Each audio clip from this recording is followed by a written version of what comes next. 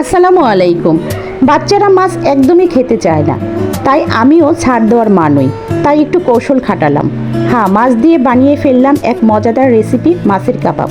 প্রথমে এখানে পাঙ্গাস মাছের পিস নিয়েছি 3 পিস। মাছটাকে ভালো মতো পরিষ্কার করে ধুয়ে নিয়েছি। এবার সামান্য মশলা, লবণ আর একটু পানি দিয়ে সিদ্ধ করে নিই।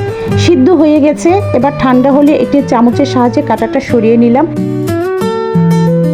এবার একটি বাটিতে দিয়ে দিচ্ছি কিছু পেঁয়াজ কুচি, কাঁচামরিচ কুচি, ধনেপাতা কুচি, 1 চা চামচ আদা পেস্ট, 1 চা চামচ রসুন পেস্ট, 1 চা চামচ লাল মরিচের গুঁড়া, 1 চা চামচ হলুদের গুঁড়া, 1 চা চামচ ধনিয়া গুঁড়া, পরিমাণ মতন লবণ, সামান্য গোলমরিচ আর সামান্য গরম মশলার গুঁড়া, সামান্য জিরার গুঁড়া দিলাম।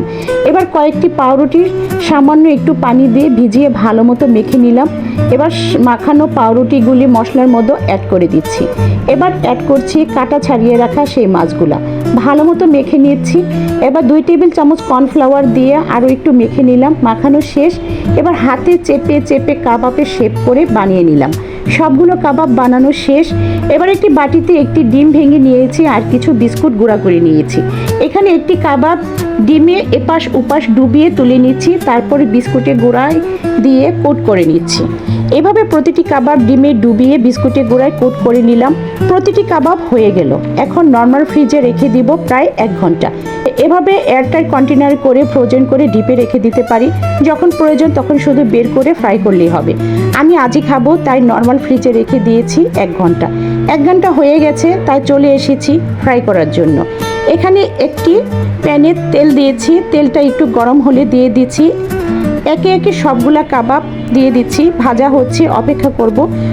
উল্টিয়ে দিচ্ছি। এপাশ ওপাশ ভাজা শেষ হয়ে গেল, উঠিয়ে নিলাম।